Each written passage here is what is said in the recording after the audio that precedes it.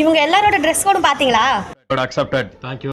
விஜய் ஓட்டு போறதுக்கு எல்லாரையும் பிரவுன் கலர் பேண்டும் ஒயிட் கலர் ஷர்ட்லயும் அவரை மாதிரியே ட்ரெஸ் கோட் பண்ணிட்டு வர சொல்லியிருந்தாரு.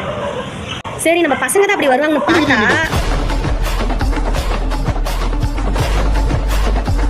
ஆரம்பத்துல இருந்து விஜயோட குடும்பமே விஜய் அடிச்சிருந்தாலும் விஜய்க்காக திருப்பி அடிச்சு சிபிராஜும் அதே ட்ரெஸ் கோட்ல வந்திருந்தாரு. சரி அவ்வளோதான், இதுக்கப்புறம் யாரும் இந்த ட்ரெஸ் கோட்ல வெளிப்படையா வரமாட்டாங்கன்னு நினைச்சா நம்ம விக்ரம் வந்து நிக்கிறாரு. இன்னொரு பக்கம் நீதிடா நேர்மடா நாயண்டா அப்படிங்கிற நம்ம விஜயகுமார் சாரும் அதே ட்ரெஸ் கோட்ல வந்து நிக்கிறாரு. இதே மாதிரி அனிருத், ஜெய், காளிதாஸ் இப்படின்னு பல பேர் இதே மாதிரி ட்ரெஸ் கோட்ல வந்திருந்தாங்க. கொஞ்ச நேரம் கழிச்சு ஐஸ்வர்யா ரஜினிகாந்தும் அங்கே வந்திருந்தாங்க.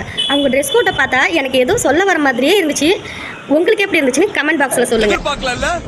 இதுல எதிர்பார்க்காத சம்பவம் யாரு? அதுதாங்க நம்ம சிம்பு.